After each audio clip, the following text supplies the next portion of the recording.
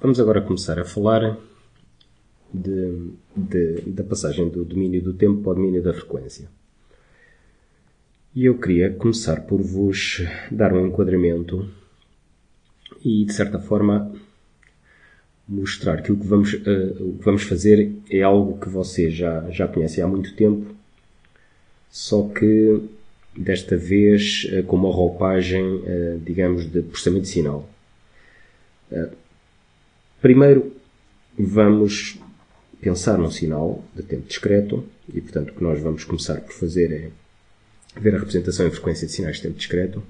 Portanto, vamos imaginar um certo sinal, pode ser um sinal, tem assim um conjunto de amostras, ok? Imaginem este sinal assim, 0 depois. Portanto, tenho aqui um exemplo de um sinal. Imaginem que isto é a altura 1, aquela é a altura 2, isto é a altura 1, isto é a altura menos 1. E, portanto, um sinal deste tipo eu posso sempre representá-lo como sendo um vetor de valores. E, portanto, se eu colocar aqui os índices temporais, eu posso dizer que aquele x de n, ou x, vou chamar-lhe x, vou omitir agora o índice n, é o vetor 1, 2, menos 1, 1. Ok?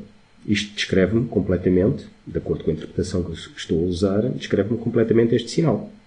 E, portanto, eu posso imaginar sinais de tempo discreto, neste caso de duração 4, como um ponto num espaço de dimensão 4. Um vetor num espaço de dimensão 4. Okay? E, portanto, eu neste caso teria que a dimensão, vou chamar-lhe n maiúsculo, do espaço, a dimensão do vetor é 4. Okay? Portanto, isto é importante vermos que nada nos impede de representar um sinal de tempo discreto de duração finita. Portanto, eu estou a assumir que isto é uma dimensão finita. No caso de dimensão infinita é um bocadinho diferente. Isto é dimensão finita e, portanto, eu posso representá-lo simplesmente desta maneira. Ok, então vamos pensar naquilo que vocês já conhecem há bastante tempo, que é a representação de pontos num plano. E, portanto, imaginem, tenho isto, tenho aqui um certo ponto, vamos imaginar que é aqui assim este ponto, aqui é 2, vamos imaginar que isto é 1, 0, 1, ok? E, portanto, vou chamar este ponto o ponto x, e este ponto x é representado, neste caso, exatamente à custa do par de coordenadas. Se eu usar esta, digamos, orientação, este eixo primeiro, aquele eixo em segundo lugar, o par 2, 1. O que é que está subentendido nesta representação? Está subentendido que eu posso imaginar que tenho aqui, de facto, um vetor, certo? E este vetor que eu tenho aqui pode ser obtido à custa de dois vetores elementares, chamemos-lhe assim, um vetor de dimensão 1 colinear com este eixo e um outro vetor também de comprimento 1 colinear com o outro eixo. Vamos imaginar que eu chamo este vetor E1, uma setinha, e este vetor E2, ok? E, portanto, de facto, este x, vamos pôr só aqui por uma questão de uniformização de notação, que é um vetor. E, portanto, o que eu posso dizer, então, é que este x é duas vezes o vetor E1 mais uma vez o vetor E2. E, portanto, se eu somar estes dois vetores que resultam daqui, eu tenho o vetor x. Portanto, isto é algo que vocês já conhecem há muito tempo. Ou seja, genericamente, isto aplica-se a qualquer dimensão. Aqui eu tenho dimensão 2 porque é mais fácil de desenhar, mas pode ser dimensão 1000. É exatamente o mesmo conceito. E portanto, o que eu vou ter nesta representação eu tenho subentendido um conjunto de vetores, estes E's, de dimensão 1, e que eles estão aqui como, digamos, os construtores deste vetor que eu tenho ali. Ora, neste caso, eu também posso imaginar isso. E, portanto, basicamente o que eu tenho aqui, reparem, aqui o vetor é 1, é o vetor dado pelas coordenadas 1, 0. Okay? O vetor é 2, é o vetor dado pelas coordenadas 0, 1. Neste caso aqui, eu tenho também, posso imaginar isto como uma representação num espaço vetorial, em que cada um dos n maiúsculos vetores que eu tenho aqui, e isso é, como vocês sabem, designa-se a base, não é? Portanto, este é 1 e é 2 são os vetores de base, em que eu tenho os vetores de base aqui subentendidos nesta representação, que são vetores em que eu tenho 1 numa posição e 0 nas outras posições todas. Basicamente, a posição que está a 1 indica-me o instante temporal ao qual essa amostra pertence. Portanto, eu posso imaginar uma representação digamos, através deste conceito de espaço vetorial. E porquê é que isto é importante? E porquê é que eu vos estou aqui a relembrar isto? Porque um outro aspecto importante associado a isto é mudança de base. Imaginem que eu agora faço o seguinte. Tenho aqui, eu vou marcar a ponteado, digamos, os eixos originais, estes que eu tinha aqui, mas que eu agora quero fazer uma mudança para uma outra base em que eu tenho uns eixos. Eu vou desenhá-los. Vamos ver se consigo desenhar isto mais ou menos direito. Em que tenho um certo vetor aqui, eu vou chamar-lhe o 1, e tenho o outro vetor ali, e eu vou chamar-lhe o 2. Ok? E vou imaginar o mesmo ponto. Portanto, aquele ponto que tinha ali, o x, está aqui algures. Vamos imaginar que está aqui.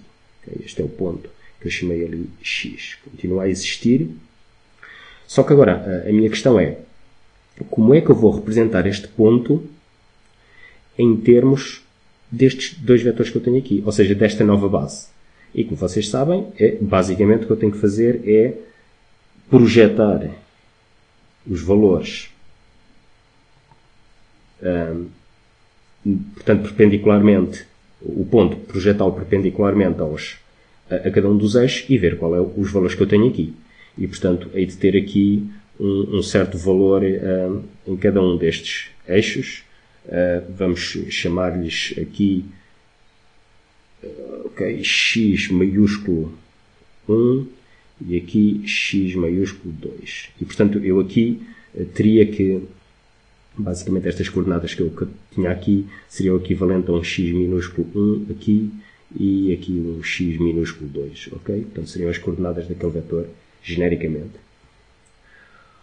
Ora bem, que condições é que eu estou aqui a usar e que para já não disse? Estou a usar duas condições. Uma disse, a outra não.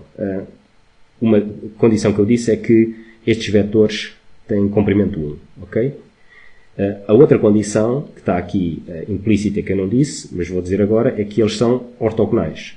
E, portanto, eu tenho que E1 e E2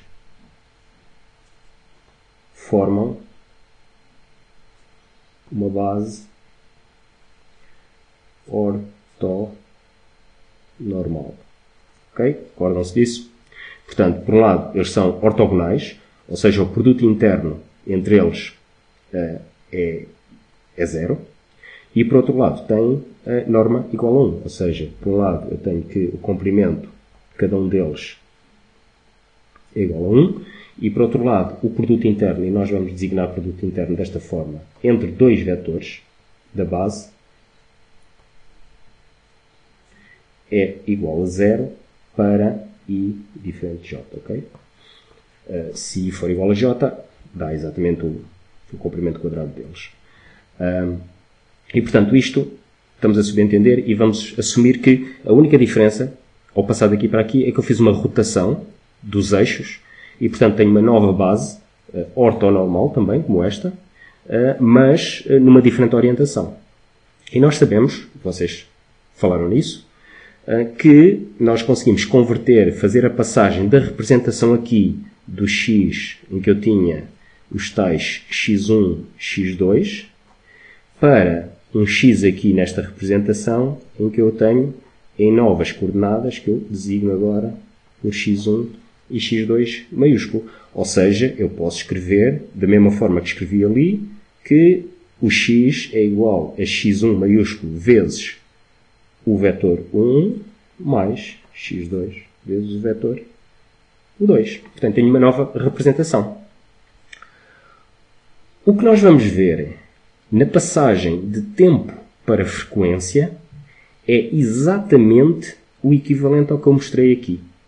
É uma mudança de base e, portanto, eu passo, o equivalente é eu ter aqui isto que é a representação em termos de tempo e, portanto, estes valores significam exatamente os valores das amostras nos vários instantes de tempo para uma representação em que estes valores aqui vão representar conteúdo em frequência.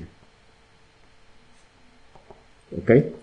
E, portanto, o que nós vamos ver, portanto, isso vai ser o próximo vídeo que vos vou apresentar, é exatamente como é que nós podemos transformar vetores deste tipo, que são sinais de tempo discreto, em vetores deste tipo, que são representações desse sinal de tempo discreto em termos do seu conteúdo em frequências. E, portanto, não passa de uma rotação de base. Não passa de uma mudança de base de representação de um sítio, de uma interpretação que a gente chama de tempo para uma outra que vamos chamar frequência e, portanto, em nada difere deste princípio básico que nós temos aqui, que vocês já conhecem há bastante tempo. Portanto, a única diferença é que vamos, obviamente, lidar com dimensões maiores.